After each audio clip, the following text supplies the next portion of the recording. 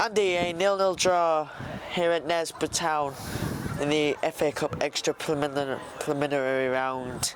Your thoughts? Well, it wasn't probably a pretty game to watch. Tough on difficult conditions. Pitch is really long, dry, which happens this time of year. It's a tight pitch, which I think probably suited them a bit more than it does us, especially with our pitch being massive. But I am on the side of positivity that we didn't lose the game.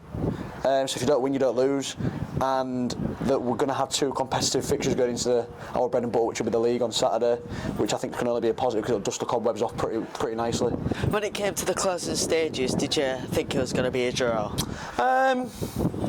Depends really. We sort of said that it'd be one bit of quality that would win the game, and I just think the game lacked quality in general. We often puffed a little bit. We had a couple of little half chances, didn't we? But then they probably had the same, especially in the first half. They hit the bar, didn't they? We've had one cleared off the line. Dash's made a save. Their keeper made a few saves. Stuff like that. There's nothing that stands out in my mind that was really clear cut, that was a difference maker, if that makes sense. Like you said, there was no real chances in the game. No matter what we did, Knaresborough just quickly knocked it out. Is that something that you'd like to improve out going into Tuesday? Yeah, obviously, yeah. But I think the conditions will help a bit more on Tuesday night. I think we'll be able to move the ball a little bit quicker. And I think, like you say, that you can do all the pre-season the well you want. It never replicates your first competitive game. So the lads will probably have that dust sort of brushed off them now, and should hopefully be ready to go again on Tuesday night with a much more improved performance. Brody Sedman's started for the first time as a youngster in a major competition. How do you think he played for that? Yeah, I thought Brody did well. He had gave an early foul away, which probably actually settled him into the game pretty nicely. He had a really good chance actually. He probably had one of the better chances of the game.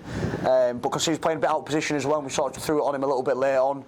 That he was going to be playing there, but sometimes that's probably a good thing because he didn't have the time to think about it. But Brody was good. He's a young lad, willing to learn. He's coming out his shell a little bit more as well, which is good. So we'll see how we get on. He might keep his place on Tuesday night because I didn't think he did anything wrong. Tom Allen, on the stroke of half-time, blocked the right shot from the Knaresborough striker. Is that something that I'd like to see more from him?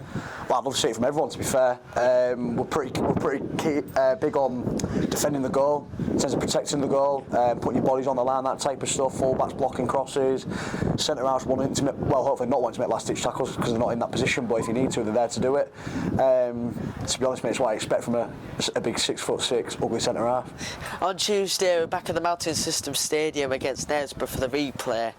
What would you like to see different from them?